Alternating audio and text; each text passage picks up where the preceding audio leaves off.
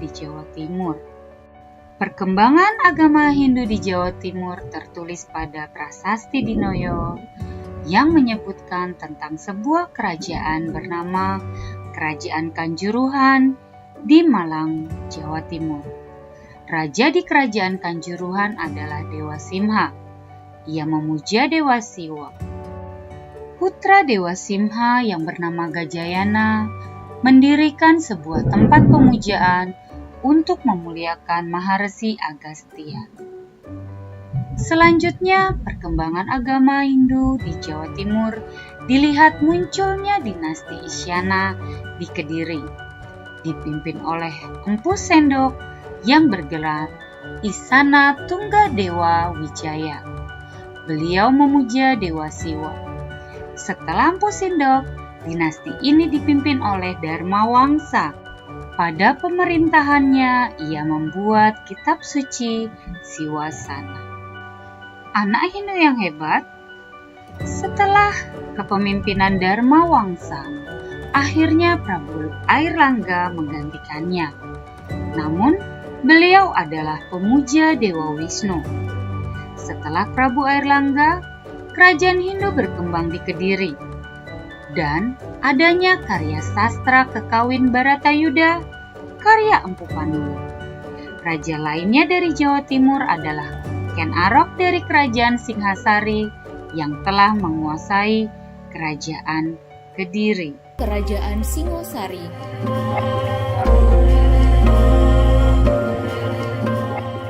Kerajaan Singosari merupakan salah satu kerajaan bercorak Hindu-Buddha yang berpusat di sebelah timur Gunung Kawi, Malang, Jawa Timur. Kerajaan Singosari berdiri selama 70 tahun, yaitu antara tahun 1222 hingga 1292 Masehi. Kerajaan ini dikenal dengan pertarungan politik berdarah antar saudara dalam memperebutkan tahta. Namun, Kerajaan Singosari juga telah menorehkan catatan sejarah kejayaan di bawah Kertanegara, rajanya yang terakhir dan paling sukses. Di bawah kepemimpinannya, wilayah kekuasaan Singosari meliputi Jawa, Madura, Bali, Nusa Tenggara, sebagian Sumatera, dan Semenanjung Malaya, hingga sebagian dari Kalimantan, Sulawesi, dan juga Kepulauan Maluku. Tak hanya wilayah kekuasaan, kerajaan ini menguasai jalur perdagangan dan maritim dari Selat Malaka hingga Kepulauan Maluku. Selain itu, Kerajaan Singosari juga berhasil mengusir ancaman Kubilai Han, Kaisar Mongolia saat itu. Ini adalah prestasi yang membanggakan karena tidak banyak daerah di Asia yang berhasil melakukannya. Ada banyak peninggalan Kerajaan Singosari, di antaranya yaitu Candi Kidal, Candi Singosari, Candi Jago, Prasasti Singosari, dan Prasasti Malurung.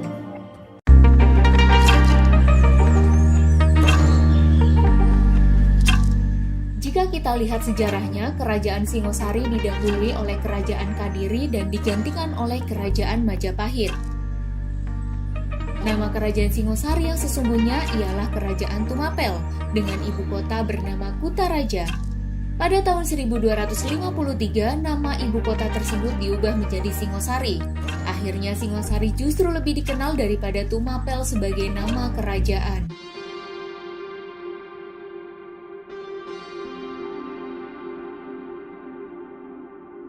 Kitab Pararaton dan Negara Kertagama banyak dijadikan acuan dalam menelusuri tapak tilas Kerajaan Singosari. Ada beberapa perbedaan dalam silsilah penguasa Singosari di antara kedua karya sastra ini. Versi Pararaton yang lebih dikenal menyebutkan Arok sebagai pendiri Singosari. Dalam versi ini, Ken Arok awalnya adalah rakyat biasa yang hidup di Tumapel. Saat itu, Tumapel adalah daerah di bawah kekuasaan Kerajaan Kadiri. Ia bekerja sebagai pengawal Tunggul Ametung, seorang akuwu atau setara camat di Tumapel. Namun, ia akhirnya malah membunuh Tunggul Ametung karena menginginkan istrinya yang terkenal cantik, yaitu Ken Dedes.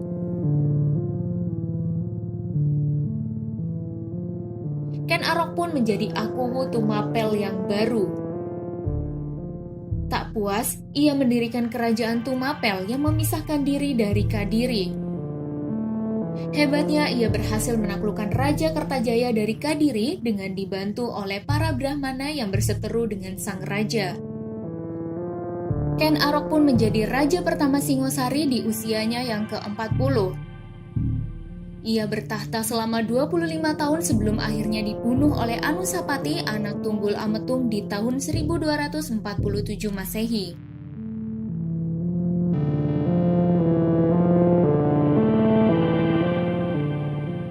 Balas dendam antar saudara ini berlanjut ketika Anusapati dibunuh oleh Tohjaya, anak Ken Arok, setelah bertahta hanya selama 2 tahun. Ternyata Tohjaya hanya dapat menikmati kekuasaan selama beberapa bulan sebelum digulingkan oleh keponakannya Wisnuwardana, anak Anusapati, dan Narasingamurti, cucu Ken Arok. Wisnuwardana bertahta hingga 22 tahun dan digantikan oleh putranya Kertanegara secara damai.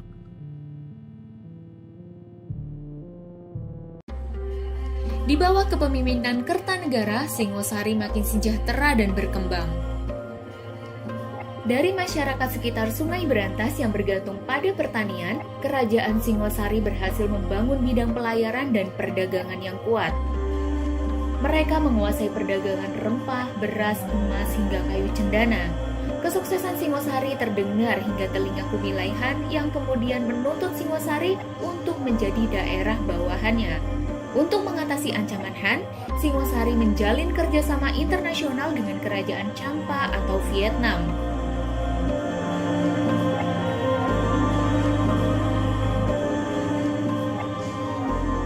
Namun nahas, akibat terlalu banyak mengirim pasukan ke luar Jawa, pertahanan dalam negeri jadi melemah.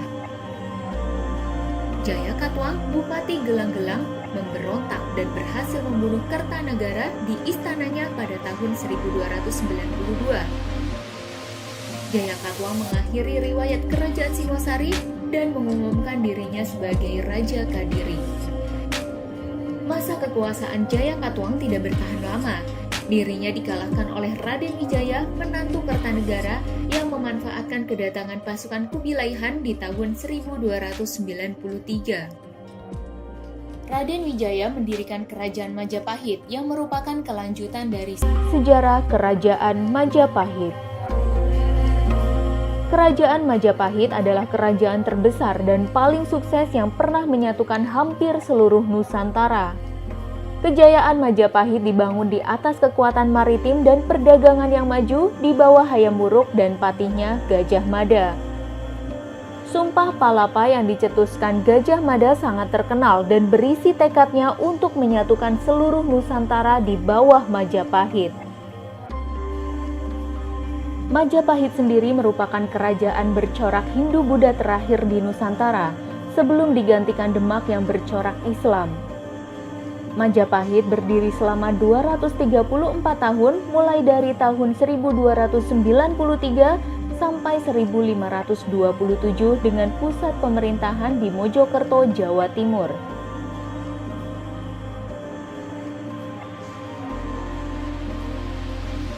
Sejarah berdirinya Majapahit diawali dengan jatuhnya Kerajaan Singosari saat berada di puncak kejayaannya. Seorang bupati Gelang-Gelang bernama Jaya Katwang berniat menyerang Kerajaan Singosari. Saat itu Kerajaan Singosari dipimpin oleh Raja Kertanegara. Penyerangan itu menyebabkan Kertanegara tewas. Melihat hal itu, Raden Wijaya, menantu Kertanegara, menyelamatkan diri menyeberangi Selat Madura. Ia meminta bantuan Arya Wiraraja, penguasa Sugenep, dan memanfaatkan kedatangan pasukan Mongolia untuk menyerang Jaya Katwang. Jaya Katwang pun berhasil dikalahkan. Raden Wijaya kemudian mendirikan Kerajaan Majapahit pada tahun 1293. Raden Wijaya dinobatkan sebagai raja pertama dengan gelar Prabu Kertajasa Jayawardana. Ia memimpin selama 16 tahun sebelum akhirnya meninggal pada tahun 1309.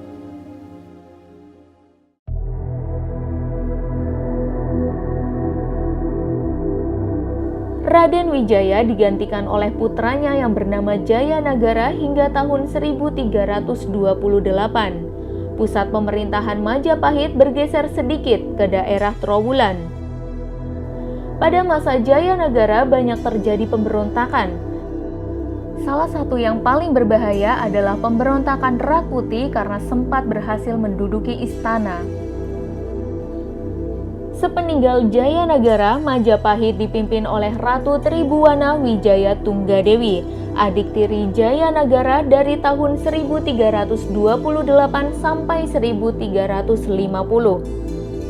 Pada masa inilah Gajah Mada dilantik menjadi Mahapatih dan mengucap Sumpah Palapa.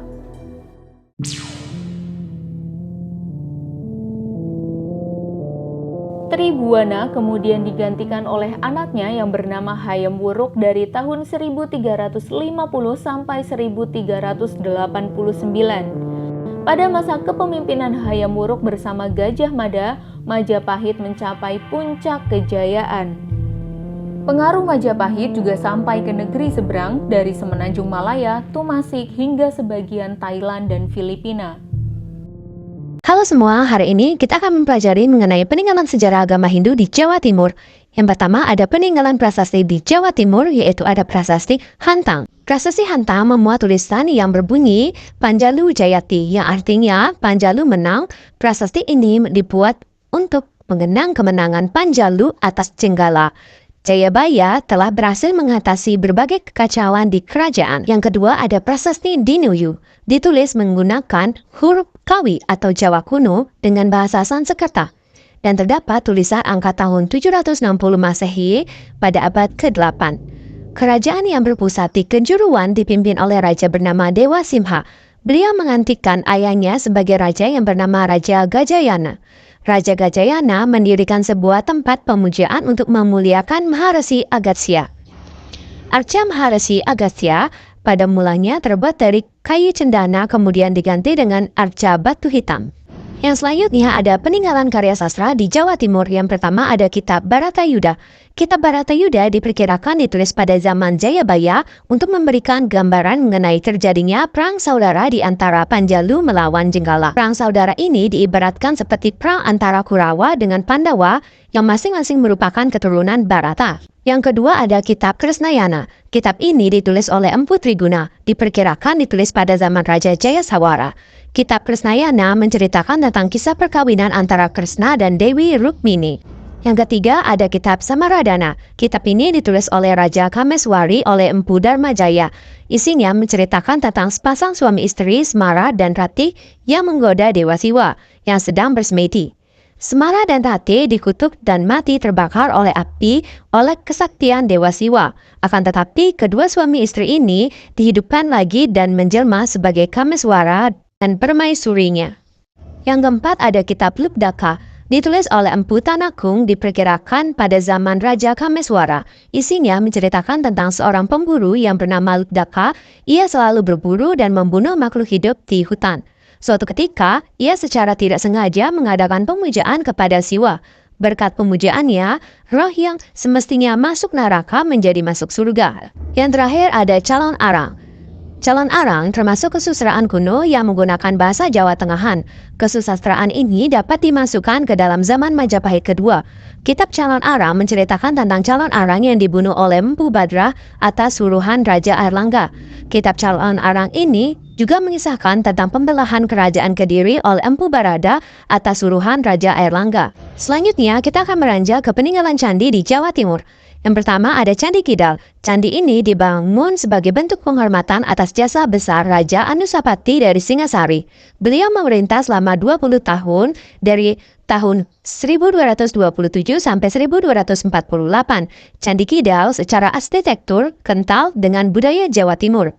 Candi ini telah mengalami pemugaran pada tahun 1990. Candi Kidal juga memuat cerita mitologi yang berisi pesan moral pembebasan dari perbudakan. Sampai sekarang, kondisi candi masih terjaga dan terawat. Dua ada Candi Lawang yang terletak di Kabupaten Boyolali. Dalam bahasa Jawa, Wringin Lawang berarti pintu beringin. Gapura Agung ini terbuat dari bata merah dengan luas dasar 13 x 11 meter dan tinggi 15,5 meter. diperkirakan dibangun pada abad ke-14 Masehi. Candi ini bergaya candi bentar atau tipe gerbang terbelah. Arsitektur seperti ini diduga muncul pada era Majapahit dan kini banyak ditemukan dalam arsitektur Bali. Di tengah candi terdapat sebuah yoni dalam kondisi baik. Ditemuan lain di sekitar candi diantaranya sebuah arca Agatsya, arca Duruga, bertangan 8 atau disimpan di Museum Brada Pustaka di Solo, pecahan Makhara, dan Simbar. Kemudian yang terakhir ada Candi Singasari. Candi ini merupakan salah satu peninggalan Hindu yang terletak di Jawa Timur. Candi Singasari merupakan salah satu peninggalan Kerajaan Singasari, yang diciptakan sebagai bentuk penghormatan kepada Raja Kertanegara, yaitu raja yang membawa Singasari pada puncak kejayaan. Terletak di daerah Singasari, Kabupaten Malang. Candi Hindu ini dibangun pada sekitar tahun 1300 Masehi. Oleh karena itu, jaraknya yang tidak jauh dan mengarah pada Gunung Arjuna, maka fungsinya diperkirakan masih berkaitan dengan aktivitas para pertapa dan ritual keagamaan di gunung tersebut.